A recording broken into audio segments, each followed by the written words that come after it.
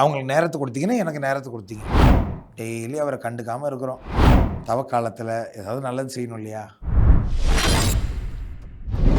சின்னஞ்சிறு என் சகோதர சகோதரிகளுக்கு எதையெல்லாம் செய்தீர்களோ எனக்கே செய்தீர்கள். ஆண்டவர் இயேசு சொல்கிறார், சின்னஞ்சிறிய என் சகோதர சகோதரிகளுக்கு எதையெல்லாம் செய்தீர்களோ எனக்கே செய்தீர்கள் என்று ஆண்டவர் இயேசு சொல்கிறார்.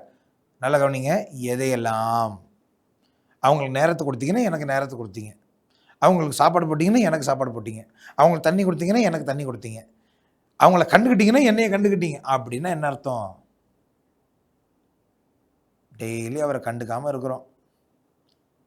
ரோட்டில் அவரை பார்த்தும் பார்க்காத மாதிரி மூஞ்சி திருப்பிக்கிட்டு போகிறோம். அவருக்கு ஏதாவது உதவி செய்ய வாய்ப்பு இருந்தும் கண்டுகொள்ளாத மாதிரி இருக்கிறோம். ஆண்டவர் சொன்னார், நீ எதெல்லாம் அவனுக்கு செஞ்சியோ எனக்கு தான் செஞ்சுருக்க அப்படிங்கிறார். தவக்காலத்தில் ஏதாவது நல்லது செய்யணும் இல்லையா? கொஞ்சம் கண்ணை திறந்து பார்க்கலாமா? இயேசு எங்கே இருக்கிறான்னு தேடலாமா?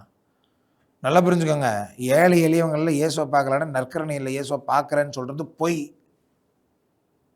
கோயிலுக்கு வெளியில் உட்காந்துருக்கிற ஏழையை பார்க்கும் பொழுது அவனுக்குள்ள இயேசு எனக்கு தெரியலன்னா, கோயிலுக்குள்ள கதிர் பாத்திரத்தில் இருக்கிற நற்கரணையில் இயேசு தெரிகிறாருன்னு சொன்னால் அது அப்பட்டமான பொய். கொஞ்சம் கண்ணை திறந்து பார்க்கலாமா? நம்மளால் ஏதாவது உதவி இயேசுக்கு செய்யலாமா? ஒரு சாப்பாடு வாங்கி கொடுக்கலாம்.